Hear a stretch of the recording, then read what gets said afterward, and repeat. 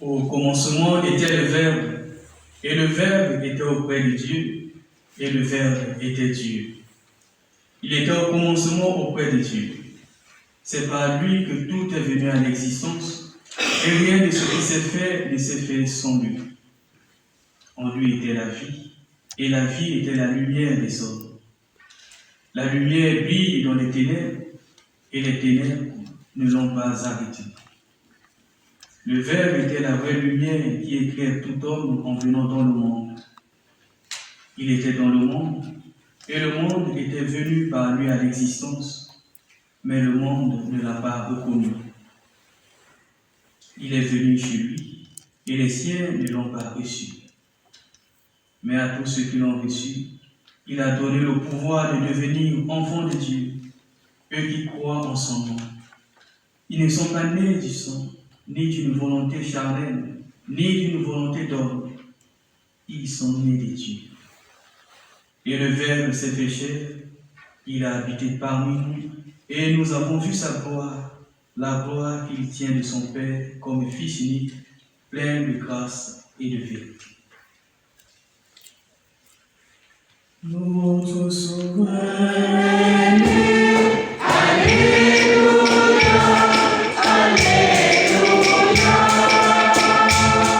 Dieu est venu chez nous, Alléluia, Alléluia.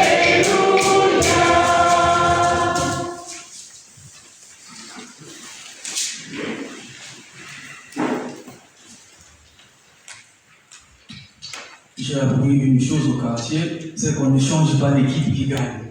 Vous étiez là hier soir, vous êtes là ce matin, on ne va pas changer d'équipe. La méditation de ce matin partira de ce que nous avons entendu dans la lettre aux Hébreux, qui nous dit, à bien des reprises et de bien des manières, Dieu dans le passé a parlé à nos pères par les prophètes. Mais à la fin, en ce jour où nous sommes, il nous a parlé par son Fils, qu'il a établi héritier de toutes choses, et par qui il a créé les mondes. Deux moments, le passé et maintenant, au moment où nous sommes. Et donc nous allons méditer sur le langage de Dieu, sa façon de nous édifier, de nous révéler ses volontés. Dans le passé, il est passé par ceux-là qu'on appelle les pères, les prophètes, qui avaient une sagesse pour édifier l'humanité et lui révéler, lui faire connaître les volontés du Seigneur. Nous avons connu Abraham comme le père de tous les croyants. Nous avons connu des grandes figures comme Moïse, comme Amos. À travers eux, il y a eu des paroles, il y a eu aussi des signes extraordinaires. On pense par exemple à la traversée de la mer Rouge. Au lieu du minimum, au lieu de se contenter de ces hommes qui avaient reçu un charisme particulier au milieu des hommes, qu'est-ce que Dieu a fait? Eh bien, il a voulu que chacun de nous puisse directement entrer en contact, en communion avec lui. Que chacun le connaisse tel qu'il est. Que chacun échange quelque chose avec lui. Il a voulu se révéler totalement à chacun de nous. Non plus à quelques privilégiés comme l'était autrefois avec Abraham et Moïse. Et cette révélation totale de sa personne, il l'a accomplie en Jésus-Christ. Tout ce que Dieu avait à dire à l'humanité, tout ce qu'il voulait accomplir pour l'humanité, il a dit une bonne fois pour toutes en Jésus-Christ. Il a accompli de façon définitive en Jésus-Christ. Alors que devons-nous faire lorsque nous le comprenons? Eh bien, nous avons deux attitudes de foi à l'égard de cet enfant de Noël. Première attitude, c'est écouter Jésus-Christ. Puisqu'on dit, au commencement était la parole. C'est lui la parole de Dieu. Tout ce que Dieu avait à dire, il a dit en Jésus-Christ. Et donc, l'homme que je suis, qu'est-ce que je fais? J'écoute simplement Jésus-Christ. Deuxième attitude, je fixe les regards sur lui. C'est la fin de la distraction spirituelle, où on cherche des moyens de gauche à droite pour entrer en communication avec Dieu. Non, désormais, je fixe les yeux sur lui. On se souvient ici du récit de la transfiguration, Moïse et Élie disparaissent. Et l'évangéliste nous dit, parlant des disciples, ils ne virent que Jésus seul. C'est-à-dire qu'à ce moment-là, ils n'avaient les yeux fixés que sur Jésus-Christ seul. Et c'est ce que Saint Jean de la Croix nous aide aujourd'hui à comprendre à travers ce texte qu'on appelle la montée du Carmel. Que dit Saint Jean de la Croix? Lisons la lettre aux Hébreux. Il nous dit ceci. Si je t'ai déjà tout dit dans ma parole, qui est mon Fils Jésus-Christ, je n'ai maintenant plus rien à te répéter ou à te répondre qui soit plus que lui. Fixe ton regard uniquement sur lui. C'est en lui que j'ai tout déposé, parole et révélation. En lui, tu trouveras même plus que tu le demandes et tu le désires. Tu me demandes des paroles, des révélations ou des visions, en un mot, des choses particulières. Mais si tu fixes les yeux sur lui, tu trouveras tout cela d'une manière complète, parce qu'il est toute ma parole, toute ma réponse, toute ma vision, toute ma révélation. Or, je te l'ai dit, répondu, manifesté, révélé, quand je te l'ai donné comme fils, comme maître, comme compagnon de route. Depuis lors, j'ai laissé de côté toutes ces sortes d'enseignements et toutes ces réponses, et je les lui ai remises. Écoutez-le parce que je n'ai plus rien à vous dire. Écoutez-le parce que je n'ai plus de foi à vous révéler, ni plus de vérité à vous manifester. Tu n'as plus rien à me demander, ni à désirer des révélations, des visions de ma part. Regarde-le bien, tu trouveras tout cela déjà fait et donné, et bien davantage encore. Si tu veux que je t'explique certains événements mystérieux ou certaines choses cachées, jette seulement des yeux sur lui et tu y trouveras des mystères plus profonds, des trésors de la sagesse et des merveilles divines qui sont renfermés en lui. Deux choses reviennent dans ce message: écouter et fixer les yeux sur Jésus-Christ. Mais malheureusement, malgré cette révélation totale de Dieu en Jésus-Christ, beaucoup de catholiques, beaucoup d'hommes encore dans ce monde, continuent de détourner l'attention, de regarder ailleurs, d'écouter autre chose, d'autres paroles qui ne sont même pas paroles de vie, au lieu de se centrer sur l'essentiel qui est Jésus-Christ.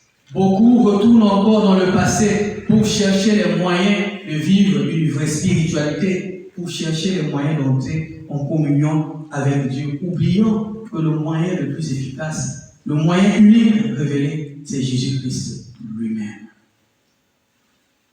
Dans nos cultures, dans nos traditions, dans nos familles, nous avons aussi connu des pères et des prophètes. Des personnes qui avaient une certaine sagesse pour nous édifier, pour nous révéler aussi certains mystères. Il y a eu même des guérisseurs. Il y en a peut-être encore. Du moment où nous avons la révélation de Jésus-Christ, tout cela tombe. Tout cela n'a plus de place. Jésus-Christ seul demeure. Et donc c'est lui qu'il faut regarder, c'est lui qu'il faut chercher à écouter. Ne pas prendre Jésus-Christ, ne pas le considérer comme révélation totale et pleine de Dieu, c'est finalement avoir cette attitude dont parle l'évangile de Saint Jean.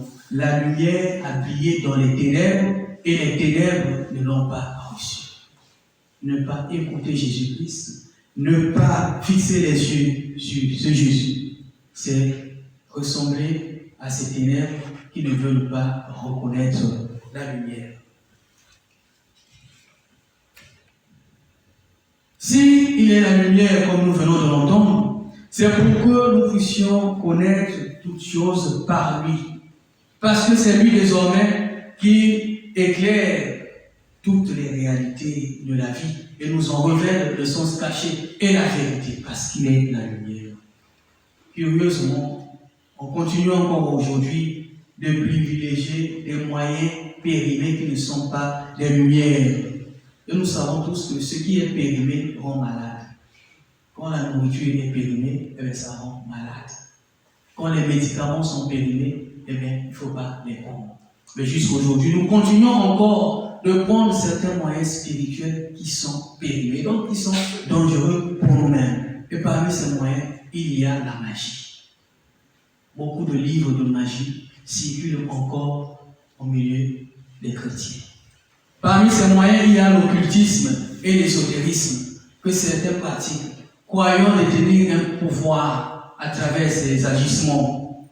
Parmi ces moyens périmés, il y a le yoga. Alors beaucoup me disent, mon Dieu, faire du yoga aussi, c'est un moyen périmé. Oui.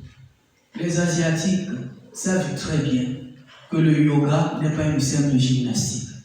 Le yoga est une liturgie du corps qui vise à s'ouvrir aux puissances de la nature.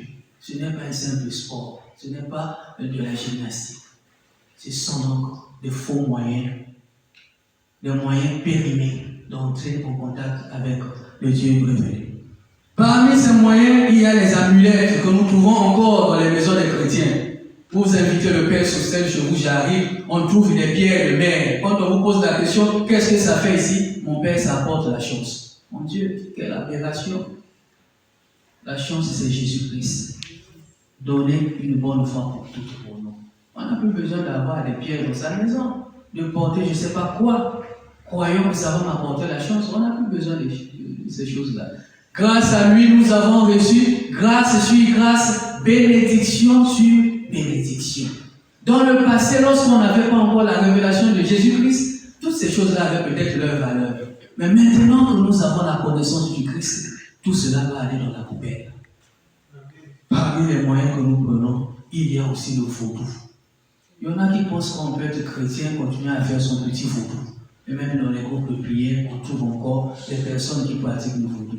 Qui a dit que lorsque les gens tombent pendant la prière, ça veut dire que c'est un signe du Saint-Esprit?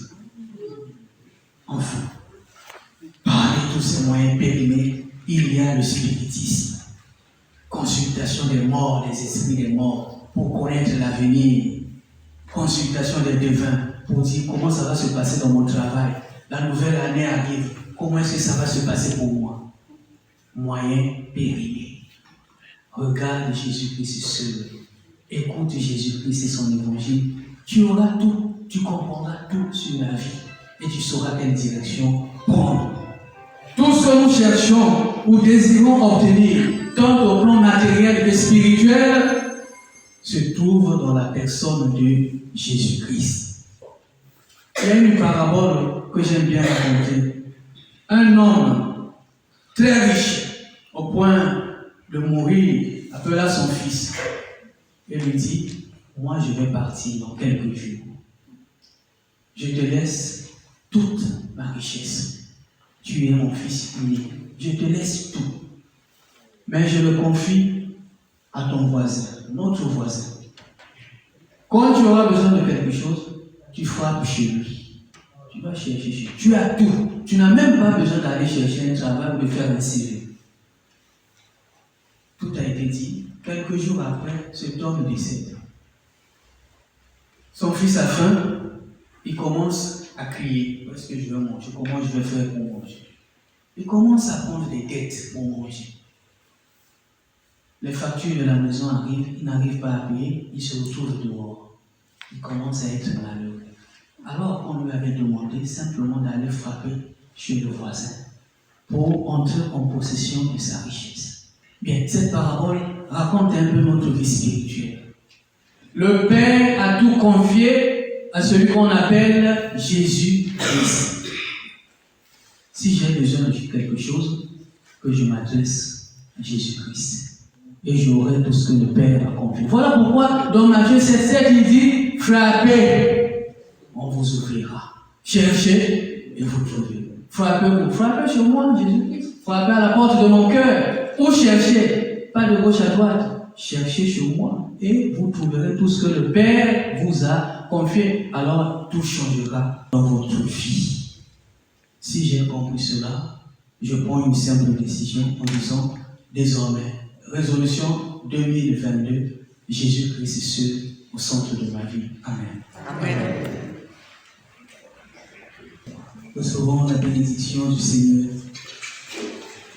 Le Seigneur soit avec vous.